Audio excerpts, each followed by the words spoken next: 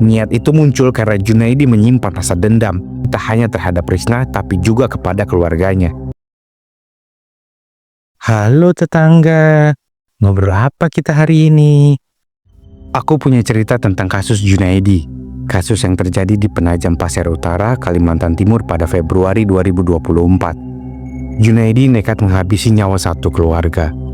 Meski kasus ini dilatar belakangi motif sepele, tapi cara yang dilakukan Junaidi sangat keji. Selain itu, Junaidi juga sempat mengarang skenario untuk menutupi aksi kejinya itu. Sebelum lanjut ke cerita, jangan lupa like, komen, dan subscribe ya. Junaidi merupakan seorang remaja yang saat itu masih duduk di bangku sekolah menengah kejuruan atau SMK. Sebagai pelajar kelas 3, Junaidi seharusnya rajin belajar sebab ia akan menghadapi ujian untuk menentukan masa depannya. Tapi remaja itu justru merusak masa depannya sebab Junaidi melakukan kejahatan. Semua bermula ketika Junaidi berkumpul bersama beberapa rekannya pada Senin 5 Februari. Mereka berkumpul bukan untuk belajar, melainkan berpesta minuman keras. Gelas berisi minuman keras mereka tenggak secara bergiliran, entah berapa banyak yang sudah mereka habiskan. Beberapa jam berlalu, tepatnya jam setengah 12 malam, pesta miras itu berakhir. Mereka memutuskan untuk pulang. Saat itu, Junaidi diantar oleh rekannya.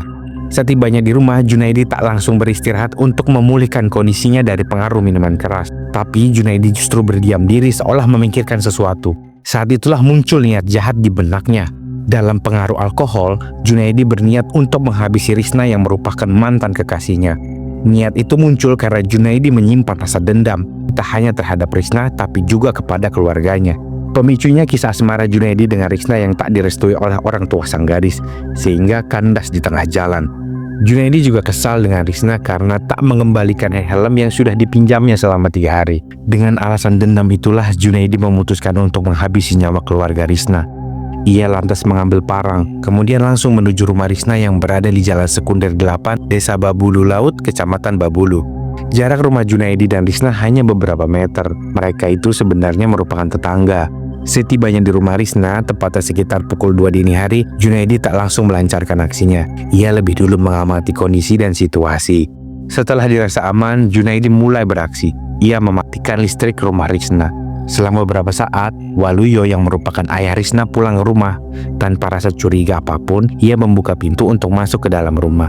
Saat itulah Junaidi mendekati Waluyo dengan perlahan dan langsung melayangkan parang yang ada di genggamannya. Meski sempat melawan, Waluyo tak bisa berbuat banyak.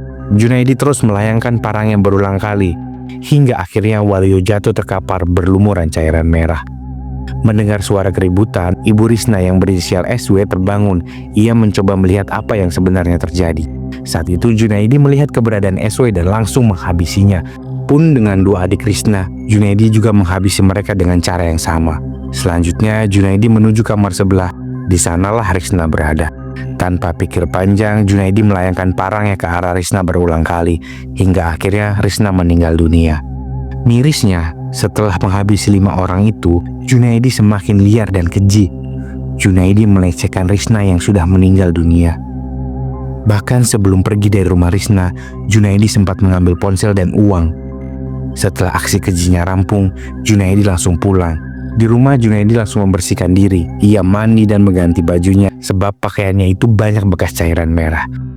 Untuk menghilangkan jejak, Junaidi sempat merendam baju yang ia pakai sebelumnya. Selanjutnya, ia merancang skenario agar aksi kejinya tak terbongkar. Saat itu, ia meminta kakaknya untuk menemaninya ke rumah ketua RT setempat. Tujuannya untuk menyampaikan telah terjadinya pembunuhan di rumah Risna. Dalam penyampaiannya, Junaidi menyatakan bukan dia pelakunya. Justru ia menyampaikan ada sekelompok orang yang berjumlah 5-10 orang mendatangi rumah Risna sambil membawa senjata tajam. Selain itu, dalam skenario yang dibuat, Junaidi mengarang cerita jika sempat berkelahi dengan orang-orang itu. Mendapat aduan itu, ketua RT langsung melaporkannya kepada polisi. Laporan itu langsung ditindaklanjuti dengan melakukan penyelidikan dan pengumpulan alat bukti. Tapi dari hasil olah tempat kejadian perkara, polisi menemukan hal yang janggal.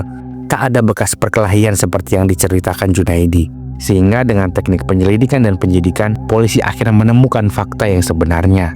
Dalam pemeriksaan, Junaidi akhirnya mengaku bila dirinya lah yang telah menghabisi nyawa satu keluarga itu, sehingga Junaidi ditetapkan sebagai tersangka. Dalam kasus ini, Junaidi juga telah diadili di persidangan. Hakim menjatuhkan hukuman pidana penjara selama 20 tahun. Nah, itulah cerita kasus yang aku punya. Menurut kalian gimana nih tetangga? Tulis di kolom komentar ya. Oh iya tetangga, jangan lupa like, komen, dan subscribe. Nanti kita cerita lagi. See you tetangga.